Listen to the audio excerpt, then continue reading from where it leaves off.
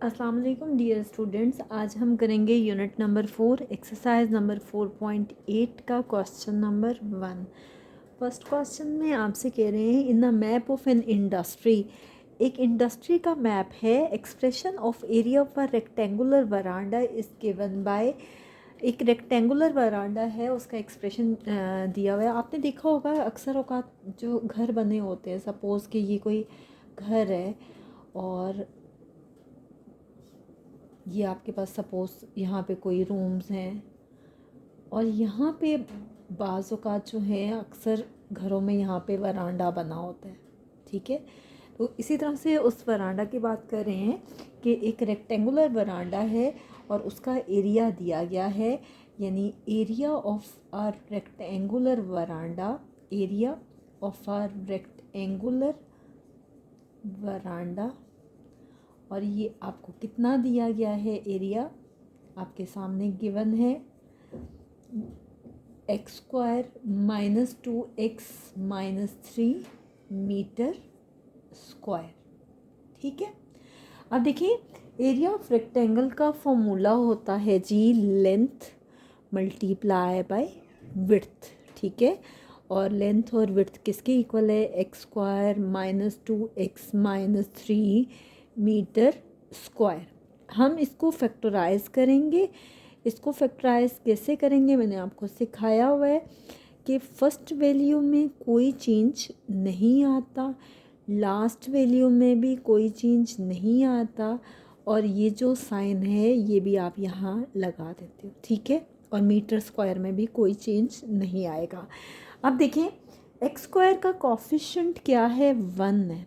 ठीक है, अगर कुछ भी नहीं दिया गया तो क्या है, 1 है। 1 3 ज़र क्या होता है, 3। आपने इसको किसी ऐसे नंबर से मल्टीप्लाई करना है कि मल्टीप्लाई करें तो 3 आए, ऐड या सब्ट्रैक्ट करें तो -2 आए।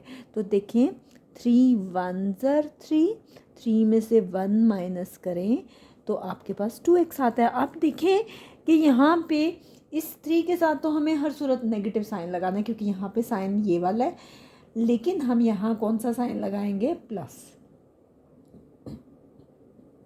तभी होता है प्लस माइनस माइनस, 3 में से 1 माइनस करें तो क्या आता है, 2, और साइन ग्रेटर वैल्यू का। अब हम क्या करेंगे, लेंथ इंटू विड्थ आपके पास ये है, आप क्या करेंगे, x कॉमन लेंगे।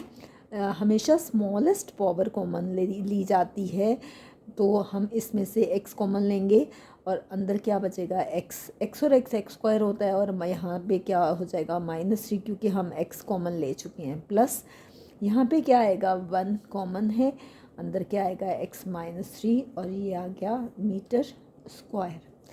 ये आ गया लेंथ इंटू विड्थ। यहाँ पे क्या कॉमन आया, x - 3, और क्या बचा, x + 1 मीटर स्क्वायर। ठीक है, अब इनमें से लेंथ कौन सी है, विड्थ कौन सी है। वैसे तो लेंथ और विड्थ कोई भी हो सकती है, लेकिन हम हमेशा ये सपोज़ करते हैं कि जो ग्रेटर है वो लेंथ है। तो लेंथ हम लेते हैं जी जो पॉजिटिव है। आप इसको बेशक रीअरेंज कर लें। लेंथ आपके पास है x + 1 और विड्थ है x - 3 मीटर स्क्वायर। ठीक है, लेंथ आप ले सकते हो x + 1 और विड्थ है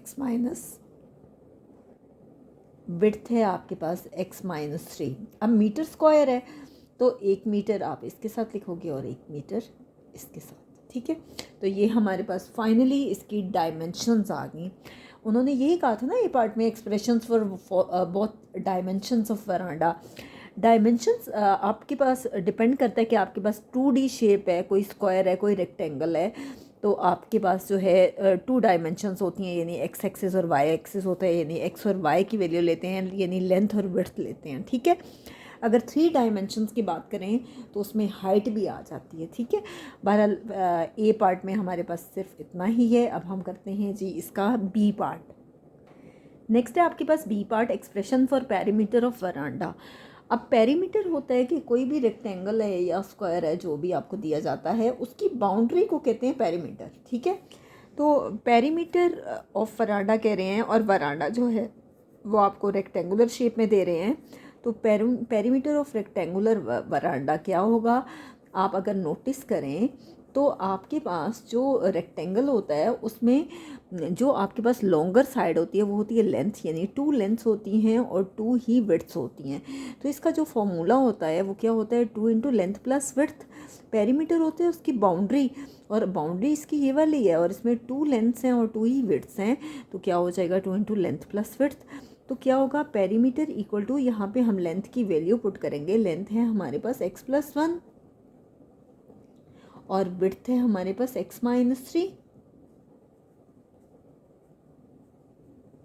ठीक है, पेरीमीटर इक्वल टू, यहाँ पे आप बेशक मीटर ले लें एंड पे, ठीक है, मीटर इन सब में कॉमन आ रहा है। 2x प्लस एक्स क्या हो गया 2x, और +3 -1 क्या होगा, प्लस माइनस -3 में से 1 माइनस करें आता है 2, और साइन ग्रेटर वैल्यू का m। तो ये आपके पास इसका पेरीमीटर आ गया। चाहें तो इस 2 को मल्टीप्लाई कर दें, 2 2 ज़र 4x, 2 2 ज़र 4, यानी 4x - 4 पेरीमीटर इसका आ गया। नेक्स्ट हम करते हैं जी इसका C part. Next 200 per metre है, यानी कोई भी वरांडा है और अगर उसकी साइड पे कोई बाड़ सी लगाई जाती है तो आपको उसका रेट बता रहे हैं 200 पर मीटर है। तो देखिए हमें बताना है जी कॉस्ट ऑफ फेंसिंग वरांडा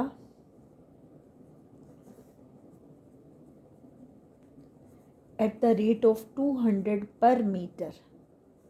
ठीक है, तो ये क्या होगा, रेट मल्टीप्लाई बाय पेरीमीटर। ठीक है, आप देखें रेट तो आपको दिया गया है 200 पर मीटर और पेरीमीटर क्या आ रहा है जी 4x - 4 मीटर। तो हम इसको मल्टीप्लाई कर देंगे, 200 को 4 से मल्टीप्लाई करें 800, -4 को 200 से करें 800x -4 को 200 से करें तो 800 मीटर। ये आपके पास सी पार्ट आ गया। नेक्स्ट है डी पार्ट। डी पार्ट में आपसे कह रहे हैं एक्सप्रेशन फॉर,